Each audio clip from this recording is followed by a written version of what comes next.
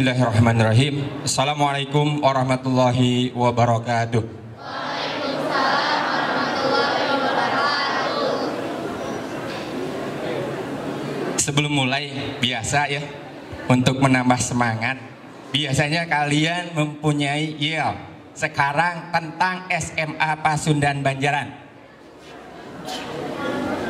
Sebagaimana mungkin beberapa waktu ke belakang Bapak pernah sampaikan, ketika jawab Banjaran, ketika Banjaran diucapkan, jawab kalian you.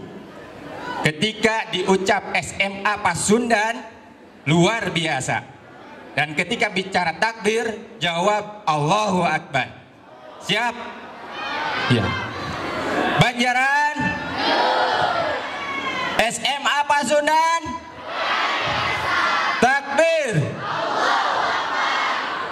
Alhamdulillah, walaupun situasi yang mendung, tapi semangat kalian tetap menggebu, terutama semangat kalian untuk belajar di sekolah tercinta ini di SMA Pasundan Banjaran. Alhamdulillah, binikmatihi tatimus sholihah. Wa asyhadu an la ilaha illallah wahdahu la syarikalah wa asyhadu anna Muhammadan abduhu wa rasuluhu alladzi la nabiyya ba'dah. Faqala Allah Ta'ala fil Qur'anil Karim, a'udzu billahi minasyaitonir rajim, wa'mur ahlaka bis-shalah wastabir 'alaiha lanas'aluka rizqan nahnu narzuquka wal 'aqibatul litaqwa. Al-Quran Surat Toha ayat 132.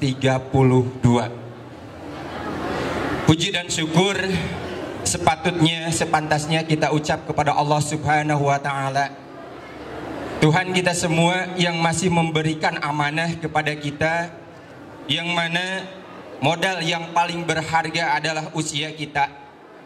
Tanpa usia tentunya kita akan disebut mayat, serta diiringi berbagai rahmat dan nikmat yang masih diberikan kepada kita semua, sehingga kita masih bisa berkumpul pada kesempatan pagi yang sedikit mendung ini.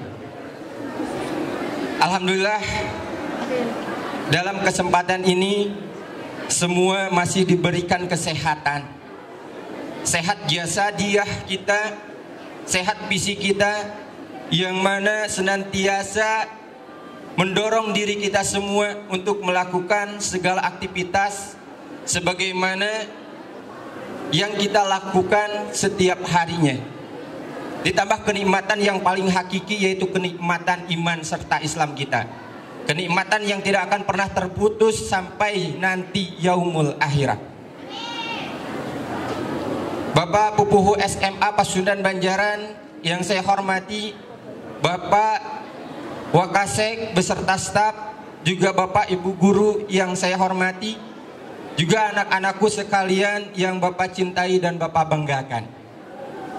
Sejatinya dalam kehidupan ini kita diberikan modal, kita diberikan amanah oleh Allah Subhanahu wa Ta'ala semata-mata untuk melaksanakan ibadah.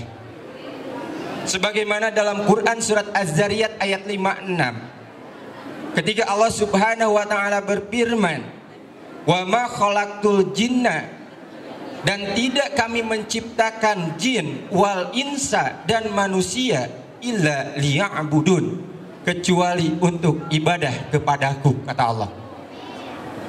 Menuntut ilmu salah satunya bagian daripada ibadah. Di samping itu berbagai ibadah yang lainnya pun wajib kita lakukan. Kita yakin ketika kita melangkahkan kaki kita dari rumah sampai ke rumah kembali, kalian itu sedang ibadah, sedang berjihad di jalan Allah. Man kharaja fi talabul ilmi, barang siapa yang keluar dari rumahnya untuk menuntut ilmu, fahuwa fis sabilillahi hatta yarji'a, maka dia sedang berjihad di jalan Allah sampai dia kembali ke rumahnya. Jangan anggap kalian pergi dari rumah hanya untuk mendapatkan uang jajan dan hanya untuk mendapatkan ilmu pengetahuan semata. Ingat Allah menjanjikan itu. Ketika segala bentuk aktivitas, segala bentuk kegiatan yang kita lakukan semata-mata kita dasari bahwasannya itu adalah ibadah kepada Allah Subhanahu wa taala. Dalam mukadimah tadi Bapak sampaikan dalam Al-Qur'an surat Toha ayat 132. Yang mana ketika Allah Subhanahu wa taala berfirman, "Wa'mur ahlaka bis-shalah." Perintahkan keluargamu untuk melaksanakan sholat. Wastabir 'alaiha, dan bersabarlah dalam melaksanakan sholat tersebut. Artinya apa? Ketika kita bicara sholat, sholat itu gampang. Mulai dari takbir hingga salam. Tapi apa yang kalian inginkan dari sholat kalian itu? Tentunya kita semua berharap dengan ibadah kita, salah satunya sholat, kita ingin mendapatkan surga. Ayo luasna surga sakumaha tajri min tahtihal anhar. Luasnya seluas langit dan bumi. Belum lagi di bawahnya mengalir sungai-sungai dari susu. Pantas gak sholat kita yang hanya 3 atau 5 menit, dari mulai takbir hingga salam, kita mengharap ganjaran surga. Surga itu kan khalidina fiha, tidak akan pernah rusak, tidak akan pernah habis. Surga itu kekal adanya. Makanya Allah memerintahkan sholat. Kenapa? Saking sayangnya kepada kita. Allah sudah janjikan surga untuk kita semua, tapi kita sendiri gak yakin. Kita yakin andai kata kita disuruh sholat dan akan dikasih uang misalkan 100.000 di masjid, pasti semuanya penuh. Kita yakin hanya dengan yang terlihat saja. Padahal wujud daripada keimanan, ya, di dalam beberapa hadis disebutkan ketika kita yakin dengan hati kita, atas dikun biqolbi, meyakini dengan hati kita bahwasannya Allah itu ada, wal iqrarun bilisan, kita bicara, kita berzikir dari mulai takbir, tasbih, tahmid, ya, hingga tahlil. Dan kita lakukan amalun bil arkan, beribadah dengan seluruh anggota badan kita, yakni kita semua ingin mengharap keridhaan Allah Subhanahu wa taala. Jadi Allah memerintahkan sholat kepada kita bukan untuk Allah, tapi untuk kita semua. Sayang andai kata surga kita lewatkan begitu saja. Umur yang Allah berikan dari mulai lahir kita hingga mati kita tidak akan ada gunanya, malah hanya untuk mendapatkan nerakanya Allah. Wastabir 'alaiha, ya. Dalam surat Al-Baqarah bahkan disebutkan wasta'inu bisabri wassalah, minta tolonglah, minta ampunanlah kalian dengan sabar dan sholat. Fa innaha la kabiratun, sesungguhnya ketika kita melaksanakan kesabaran dan melaksanakan sholat itu berat. Illa alal khasiin, kecuali untuk orang-orang yang khusyuk. Orang yang khusyuk bagaimana? Orang yang khusyuk bukan orang yang tidak peduli ketika dia sedang sholat dengan keadaan di sekelilingnya.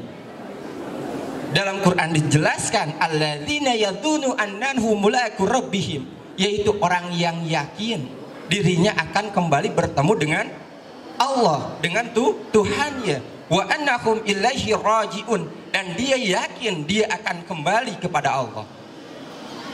Jadi khusyuk teh lain sholat gitu wae gitu.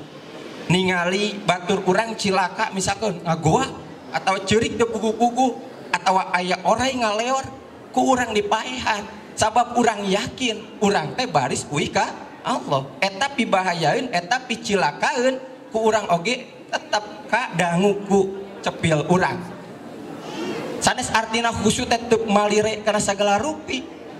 Numutkeun Allah alladzina yadununa annahum mulaqu rabbihim, yaitu orang yang yakin dia itu akan kembali bertemu dengan Allah, wa annahum ilaihi rajiun, dan yakin dia akan kembali kepada Allah. Terus dari ayat Toha 132 tadi kita lanjutkan, lanas alukarijkon, Allah memerintahkan kita sholat. Kata Allah, lanas alukarijkon, Allah tidak meminta rizki dari kalian. Nahnu narjukuka, bahkan kamilah yang memberikanmu rizki. Wal akibatul litaqwa, supaya kita semua itu menjadi orang yang bertakwa. Rizki dari Allah banyak bentuknya, mulai dari sehat kita yang paling enteng, yang paling ringan.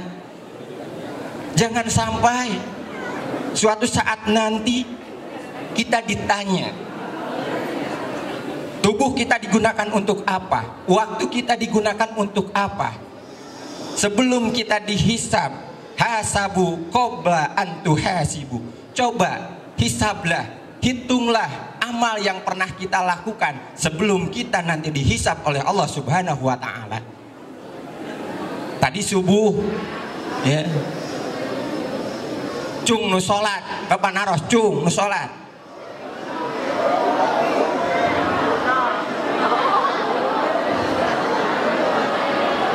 Dah, diam semua ya.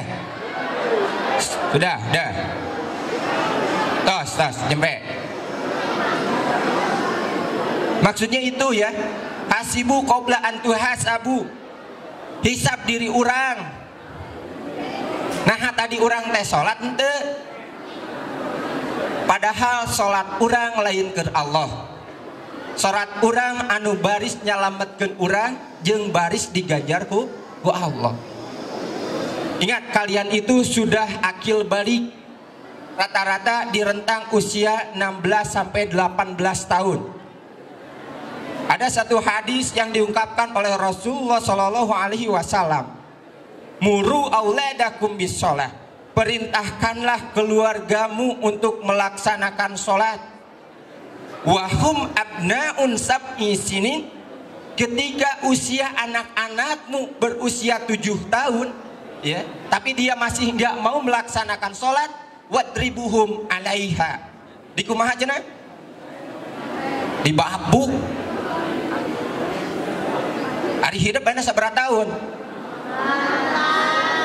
Ya, 16, 17, 18. Budak 7 tahun dicepret ku nyere wajar. Ari hidup perlu diceprot ku naon?